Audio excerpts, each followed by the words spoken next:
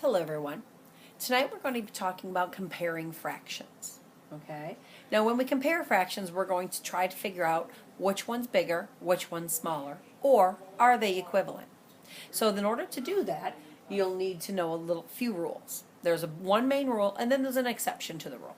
So let's go ahead and get your vocabulary section out of your notebook and copy this down. And now I'll go ahead and go over it with you. Comparing fractions. The rule of thumb when you're comparing fractions is to think the bigger the denominator, the smaller the fraction. So in this case, we have 1/2 here, and we have 1/4 here. When we look at these two numbers, I look at the denominator. The denominator in this problem is a 2. The denominator in this problem is 4. The bigger the denominator, the smaller the fraction. So in this case, which fraction would be smallest? 1/4 would be smallest because it's got a larger denominator. And you can see that really clearly here because this is 1/4 and this is 1/2. You can tell that this piece here is much smaller than that piece there. The rule of thumb for comparing fractions is the bigger the denominator, the smaller the fraction. But there's an exception to this rule. This only will work when both of the numerators are the same. In this case, you can see both of the numerators are 1 and 1. There's a different rule to follow when we have two different numerators, if these two were different numbers. Okay, so let's go ahead and talk about that. Okay. Continue on with your note section or your vocabulary area. When you're comparing fractions that have different denominators and different numerators, let me go ahead and write that on there.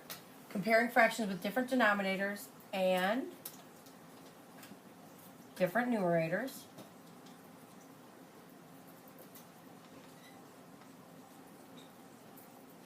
You have to do a little bit more thinking. You need to be thinking about what you know. Remember in class we always talk about using what you know to solve what you don't. So when you have fractions like this, they have different numerators and different denominators, we have to start thinking. Is one of the fractions larger than 1/2? We all know what 1/2 looks like, so use that as a benchmark. Is one of them larger than 1/2? Is one of them smaller than 1/2? In this case, you can see that I have 3/4, and here I will shade in 3/4. Here's the 4th fraction strip. I'm going to shade in, what does 3/4 look like? This is what 3/4 look like. Okay, the other fraction is 1/2. We'll shade in 1/2. Now, if I went by the normal rule that says the bigger the denominator, the smaller the fraction, I would think that this fraction, 3/4, must be smaller than 1/2, but that is not true. Because it has a different numerator on top, I'm talking about 3 of the pieces. So as you can see, the 3/4 fraction is larger than the 1/2 fraction. So I need to think to myself, is one of these fractions larger than 1/2? Well, if you can think in your head, 4 pieces and I'm giving away 3, that's definitely more than 1/2. And then you can compare it to this. So which fraction of these two is the larger fraction? The 3/4. Okay. It takes a little thinking when the numerators and the denominators are both different.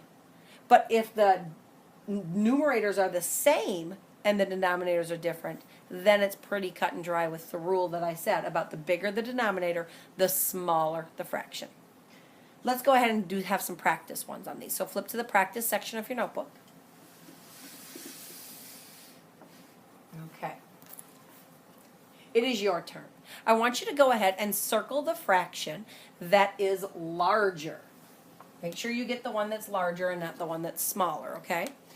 You have 2 fractions for each letter. Go ahead and go through and circle the one that is larger.